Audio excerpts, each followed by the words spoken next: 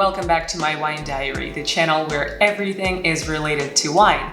A little over a month ago, I passed my WSET Level 1 exam, and ever since then I filmed 2 separate videos on my WSET experience. Now, today's video I've promised for a while, and it's extremely helpful if you're getting ready to pass your WSET exam. In today's video, we will be looking at 15 questions you should expect from your Level 1 WSET course.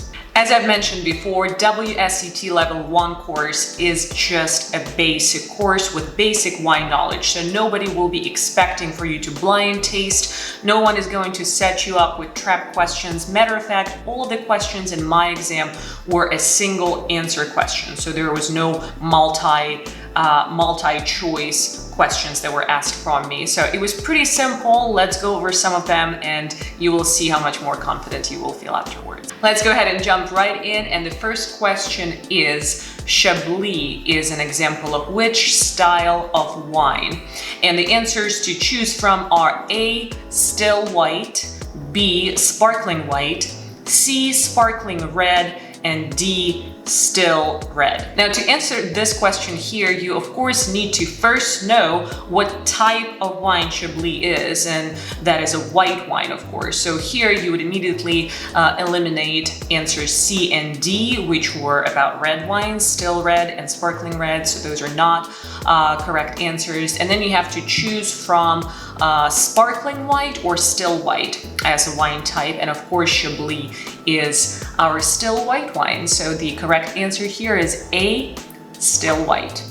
Now that we've answered our first question, let's go ahead and move on to the second one. And the second question is, what type of wine is port? So here you will have the answers to choose from: A being sparkling white, B fortified, C still, or D sparkling red. So for me here, the trick question would be between our fortified and still, of course, because we already know that port is not a sparkling type of wine. So for us, we'll need to choose, because yes, indeed, it is still type of wine. So if you know what port is, of course, you will know that the correct answer here is B.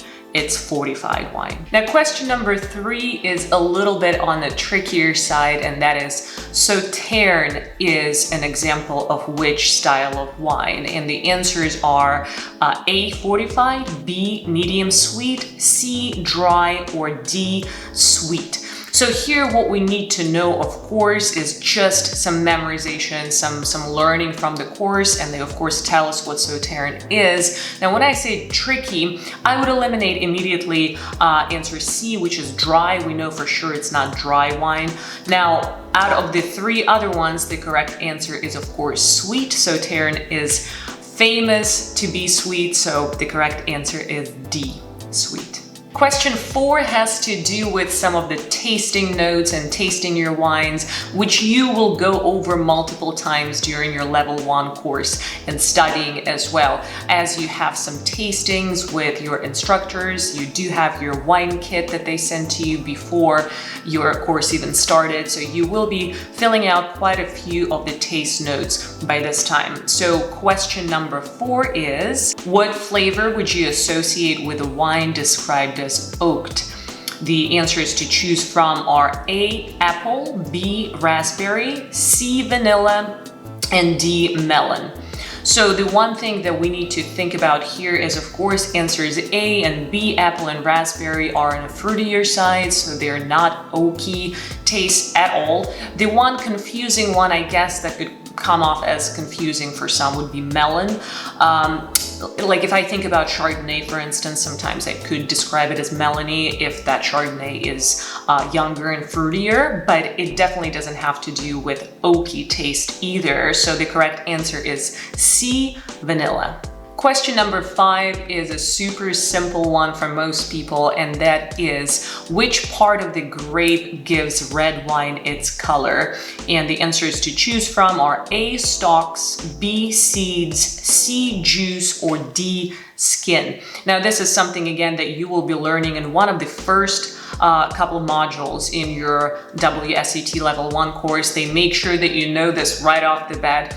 And the correct answer here is, of course, D, skin of the grape. Question number 6 is a bit more technical and it has to do with chemistry. And that question is, during fermentation, yeast converts A, water into alcohol, B, sugar into alcohol, C, alcohol into carbon dioxide, or D, alcohol into water. So this question here is also an easier one. It should be relatively easy for you to answer because through the course, starting from lesson 1, you will be going over that fermentation process. WSET did a great job putting some educational videos on their website, actually portraying our yeast as little Pac-Man eating nothing but sugar compounds. So the correct answer here is B. Of course, yeast converts sugar into alcohol. Let's take a look at question number 7. And that question is, when a grape ripens, what happens to its levels of sugar and acid?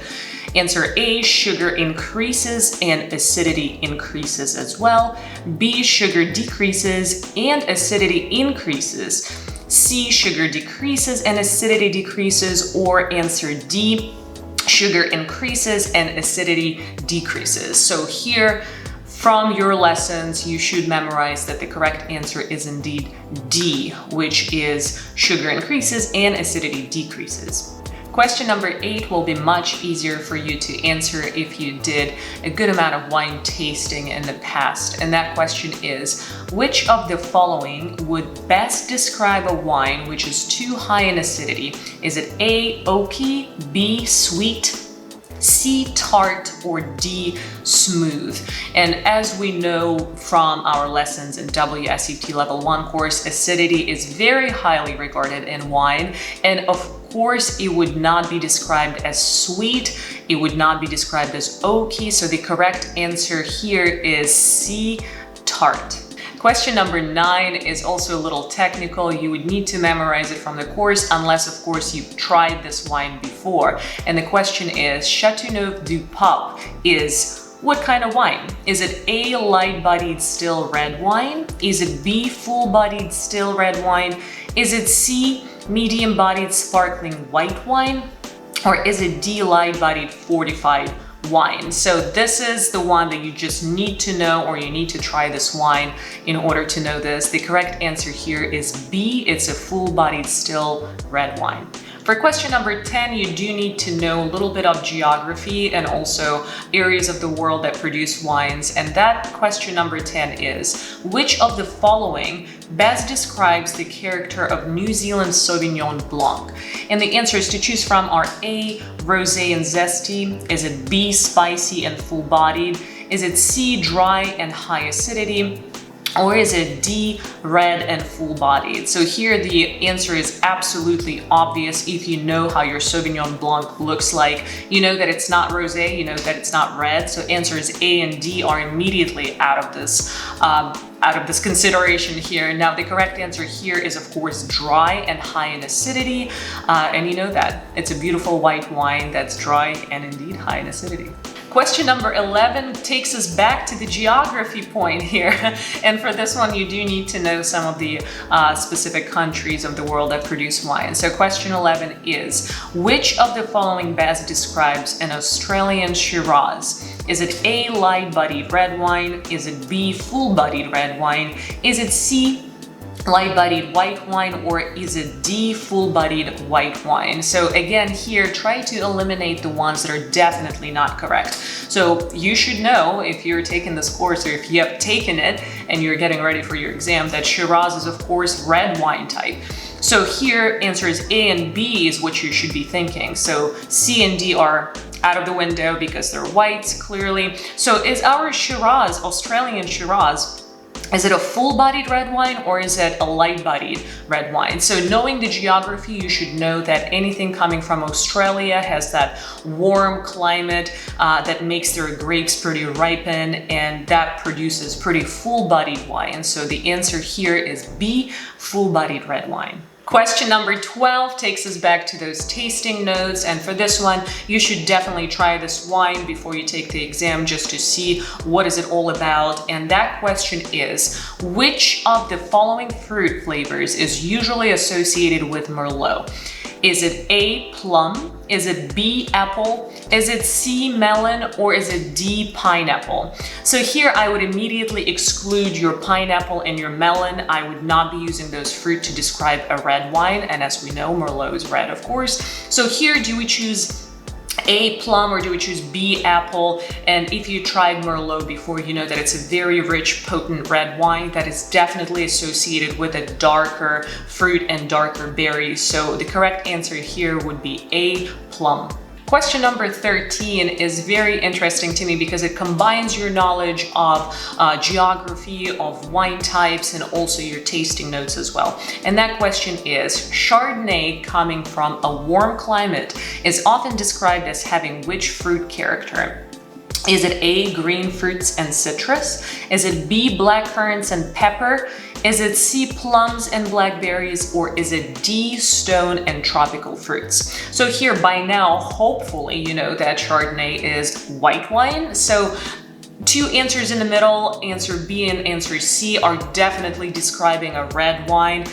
So for me, it would be in between answer A or answer D, the very bottom one. And the correct answer here is stone and tropical fruits. Question 14 is super simple, and you will see quite a few of them in this exam just because, like I said, level 1 is just a basic wine knowledge course from WSET. So this question number 14 is, which of the following grape varieties is actually red? Is it A, Chardonnay? Is it B, Pinot Noir? Is it C, Riesling? Or is it D, Sauvignon Blanc? So if you know your wines, if you know even basic level of wine knowledge, you should know that 3 out of 4 answers are white wines, and the only red wine type here is Pinot Noir. I want to finish with a fun one. So question 15 is quite entertaining, and that question is, what should you always do when opening a bottle of sparkling wine? And here you need to select all answers that apply, so it could be more than one. Is it A, shake the bottle to ease the cork from the neck? Is it B, make sure that wine is at room temperature? Is it C, keep the cork covered with your hand until it's safely out of the bottle? Or is it D, turn the bottle, not the cork?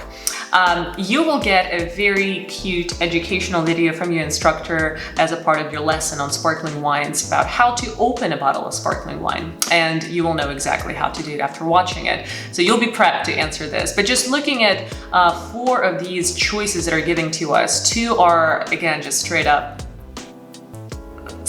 silly.